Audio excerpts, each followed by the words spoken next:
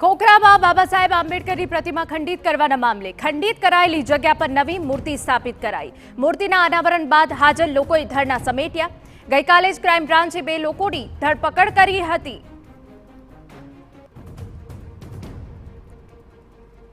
કેકરા શાસ્ત્રી કોલેજની સામે બાબા સાહેબ આંબેડકરની મૂર્તિ તોડવાની જે ઘટના હતી તે ઘટનામાં ક્રાઇમ બ્રાન્ચ સહિતની ટીમો દ્વારા જે તપાસ કરવામાં આવી અને આરોપીઓને પકડવામાં આવ્યા। ત્યારબાદ આખરે જે સીધા જ દ્રશ્યો જોઈ રહ્યા છો ખોખરાથી કે જ્યાં આગળ જે બાબા સાહેબ આંબેડકરની નવી પ્રતિમા છે તે સ્થાપિત કરવામાં આવી છે અને તે નવી પ્રતિમાનું અહીંના ચાલીના લોકો દ્વારા જે અનાવરણ છે તે કરી દેવામાં આવ્યું છે અને તેની સાથે જ પાછલા દિવસોમાં જે પ્રકારે સ્થાનિક લોકો આ ઘટનાનો વિરોધ કરી રહ્યા હતા તે ઘટનાનો વિરોધ પણ હવે શાંત પડતો ક્યાંક ને ક્યાંક નજરે પડી રહ્યો છે। આ તમામ બાબતોની વચ્ચે જે પ્રકારે મૂર્તિ તોડવામાં આવી 1000થી વધારે સીસીટીવી તપાસ્યા બાદ ક્રાઇમ બ્રાન્ચ સહિતની સ્થાનિક પોલીસની ટીમોને સફળતા હાથે લાગી છે અને આરોપીઓને પકડી લેવામાં આવ્યા છે।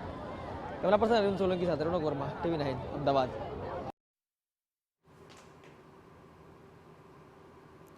તો આપણે જણાવી દઈએ કે જ્યાં નવી મૂર્તિ સ્થાપિત કરવામાં આવી છે ત્યારે લોકો દ્વારા જે રોષ કરવામાં આવ્યો હતો, લોકો દ્વારા જે રોષ થયો હતો તે ક્યાંક ને ક્યાંક હવે શાંત પડી રહ્યો છે। મૂર્તિના અનાવરણ બાદ લોકોએ ધરણા પણ સમેટ્યા છે। ગઈકાલે જ ક્રાઇમ બ્રાન્ચની ટીમ દ્વારા 2 લોકોની ધરપકડ કરાઈ હતી। અગાઉના દ્રશ્યોમાં અમે આપને બતાવ્યું કે જ્યાં આરોપીને સાથે રાખીને ઘટનાનું રિકન્સ્ટ્રક્શન કરવામાં આવ્યું। જાહેરમાં આરોપી પાસે માફી મંગાવવામાં આવી હતી। આપને જણાવી દઈએ કે જ્યાં ખંડિત કરાયેલી જગ્યા પર નવી મૂર્તિ સ્થાપિત કરાઈ છે અને સ્થાનિકોમાં એટલો રોષ હતો કે ખોખરા બંધનું એલાન પણ આપી દેવામાં આવ્યું હતું, પરંતુ હવે નવી મૂર્તિનું અનાવરણ થઈ ગયું છે અને લોકોનો રોષ જે છે એ શાંત થતો જોવા મળી રહ્યો છે। પોલીસ કમિશનર દ્વારા આરોપીને પકડવાની ખાતરી આપવામાં આવી હતી, તે બાદ ટીમો બનાવવામાં આવી હતી અને આરોપીને આખરે ઝડપી લેવામાં આવ્યા। જોકે આ સમગ્ર ઘટનામાં હજુ પણ 3 આરોપી વોન્ટેડ છે જેને પકડવા માટે ચક્રો ગતિમાન કરાયા છે, પરંતુ હાલ તો સ્થાનિકોનો જે રોષ છે તે શાંત થતો જોવા મળી રહ્યો છે।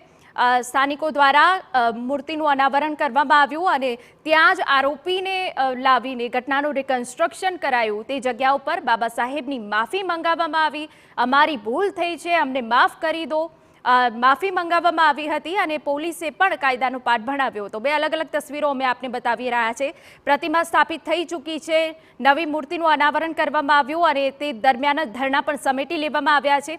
બીજી તરફ જ્યાં પોલીસ કમિશનર દ્વારા ખાતરી આપવામાં આવી હતી કે આરોપીને 24 કલાકમાં પકડી પાડવામાં આવશે, આરોપીને પકડીને ક્રાઇમ બ્રાન્ચ દ્વારા ઘટનાનું રિકન્સ્ટ્રક્શન કરવામાં આવ્યું।